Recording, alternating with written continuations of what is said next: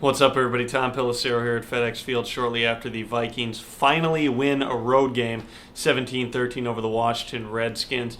Clearly not a perfect performance from the Vikings. Their special teams had a couple of huge breakdowns. One of them could have been extremely costly if not for a penalty that really didn't affect the play.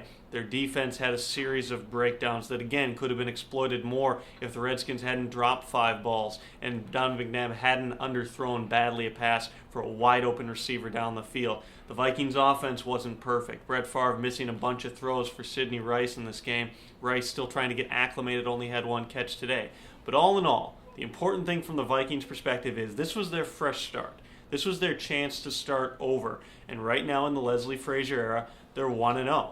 They've got to reel off 5 more to have any chance at the postseason. And while guys really aren't talking about that, they're acutely aware of what an 8th loss means in terms of more or less outright elimination from the playoff chase. They've given themselves a reason to believe a little bit for one more week, especially because guy after guy said it in the locker room today. They're 1-0 under Leslie Frazier. This is the new season. It was a different vibe. They feel differently about Frazier. Now, it's not to say that if Brad Childress were coaching this team, the Vikings wouldn't have won today, but they made enough plays to win, and that's something they hadn't been doing in recent weeks. I also think a little bit you can see the offensive and defensive identities they're going to be carving in terms of how things have been rearranged with the coaching staff and the approach that Leslie Frazier wants to have. The final number is 38 rushes against 23 passes. That's skewed significantly because A, Brett Favre kneeled down several times during the game, and B, the Vikings had the lead late in the game.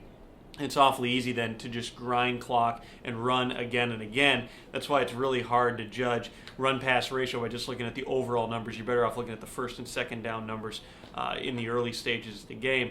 But you're going to see Leslie Frazier who wants to run the football. Even when Adrian Peterson drops out, they continue to grind the ball with Gerhard, who ended up with 23 carries for 76 yards. None longer than 6 yards, but he had, I think it was about 60% of his rushes that went for 4 yards or more. That's efficient running. Again and again, he'd fall forward for the extra yard, he'd make the defense work, and the offensive line did block well. You also saw the Vikings manufacturing more touches for Percy Harvin, which I thought that they would do. They got him in the backfield a little bit. Bubble screens, one-step routes. They need to just make those into long handoffs for Percy Harvin and get him into a larger piece of the game plan.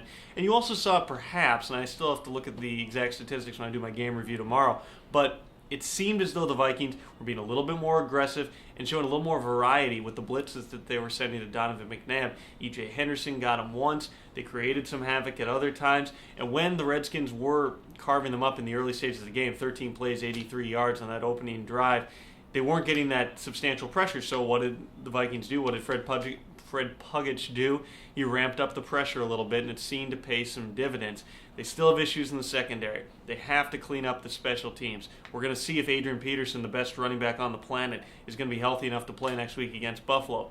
But a little piece of momentum in what has been a long and disappointing season. You saw some guys maybe look like they were a little bit rejuvenated. Heck, I didn't even mention Brett Favre with a 10-yard scramble to seal it. You don't see that every day. We'll be back at Winter Park tomorrow with updates on Adrian Peterson, Ray Edwards, and everything else. For now, see you.